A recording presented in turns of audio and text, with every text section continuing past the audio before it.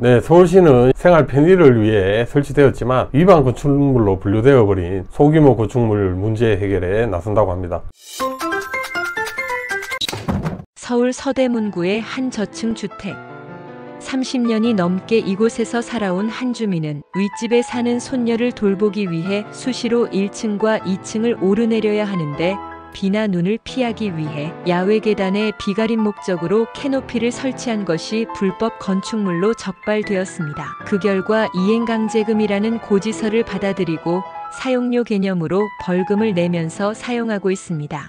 이건 너무한 거 아니냐고? 네, 서울시는 생활 편의를 위해 설치되었지만 위반 건축물로 분류되어 버린 소규모 건축물 문제 해결에 나선다고 합니다. 최근 서울시가 조사한 결과 전체 위반 건축물 중 주거용 건축물이 약 77,000건으로 전체의 77%에 달하고 특히 다세대 다가구 주택에 옥외 계단, 지붕, 샤시 등 생활 편의를 위한 시설물 설치 사례가 전체 위반 건축물의 91%를 차지하고 있고 이 중 72%가 20제곱미터 미만의 소규모 위반인 것으로 나타났다고 합니다. 이러한 위반 건축물에 대해 기존 소유자가 설치했다고 하더라도 현재 소유자에게 이행강제금이 부과되는 불합리한 점과 2019년 관련법 개정으로 부과 사항이 폐지되어 시민들의 부담이 커지고 있다는 지적이 끊이지 않고 계속 있었습니다.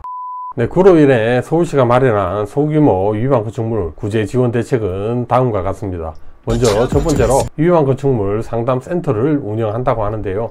자치구 및 서울시 건축사회와 협력하여 상담 센터를 운영을 하고요. 전문가가 항상 상주하면서 신축, 중축 등 건축 전반에 대한 종합적인 상담을 제공한다고 합니다. 두 번째로 이행강제금 감경 기간을 확대한다고 합니다. 이행강제금 75%를 깎아주는 강경 적용 기간을 기존 1년에서 3년으로 확대하는 조례 개정을 추진한다고 하고요. 그리고 30제곱미터 미만 집합건축물일 경우에는 5제곱미터 미만의 소규모 위반이나 소유권 변경 등의 사유로 즉시 시정이 어려운 경우에도 강경 혜택을 준다는 그런 추진을 하고 있는 것 같습니다. 네, 세 번째로 제도 개선 건의 및 건축법 개정을 추진하고 있다고 합니다.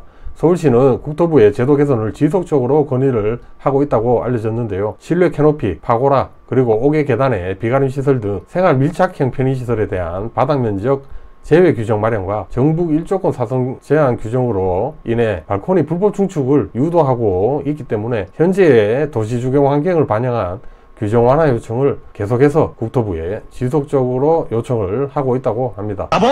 앞으로는 특정 건축물 정리에 관한 특별법도 제정될 예정이고 일반 국민이 실수로 건축법 관련 위법자가 되는 구조를 줄이는 법적인 장치를 하겠다는 그러한 취지인 것 같습니다. 이러한 대책들은 실질적인 생활 공간을 확보하기 위해 소규모 시설물을 설치했지만 매년 이행강제금을 부담해야 했던 시민들의 부담을 덜어주기 위함인데요.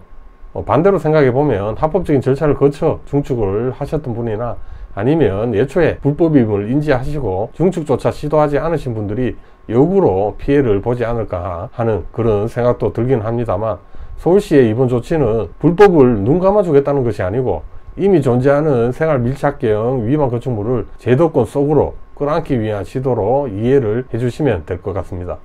생활 밀착형 소규모 건축물의 위반 내용에 대한 구체적인 지원 대책인 만큼 서울뿐만 아니라 전국적으로 확대되기를 희망해 보면서 오늘 이야기는 여기서 짧게 마무리하도록 하겠습니다.